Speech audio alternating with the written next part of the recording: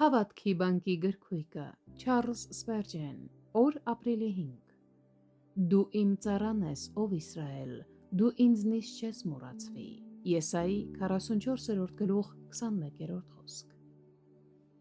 Մեր Տերը չի կարող մոռանալ իր ծառաներին այնքան, որ դադարի սիրել նրանց։ Նա ընտրեց նրանց ոչ թե որոշ ժամանակով, այլ հավերժության համար։ Նա գիտեր, թե ինչպիսին կլինեն նրանք, երբ կանչես նրանց աստվածային ընտանիք։ Նա ջնջում է նրանց մեղքերը ինչպես ամպ, և մենք կարող ենք վստահ լինել, որ նա չի վռնդի նրանց այն անօրենությունների համար, որոնք արդեն ջնջել է։ Հայհոյանք կլինի նույնիսկ պատկերացնել նման բան։ Նա չի մոռանա նրանց, ասես դադարի մտածել նրանց մասին։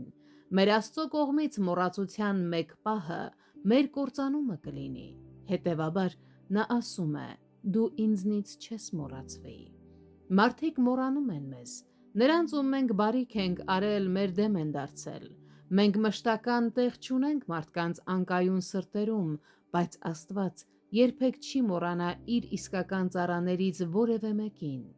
Նա մեզ հետ է կապված ոչ թե նրանով, թե ինչ ենք մենք անում նրա համար, այլ նրանով, թե ինքն ինչ է արել մեզ համար։ Մեզ չափազանց երկար է սիրել նա, և չափազանց բարձր գնով է գնել, որպեսզի մոռացվենք։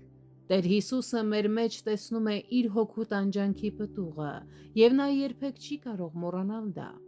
Հայրը մեր մեջ տեսնում է իր որդու հարսին, իսկ Հոգին մեր մեջ տեսնում է իր ակտիվ ներգործության պտուղները։ Տերը շարունակ մտածում է մեր մասին, և անգամ այսօր մենք օգնություն և աջակցություն կգտնենք նրանից։ Թող որ մեր մտքերը մի պահ անգամ չմոռանան մեր Տիրոջը։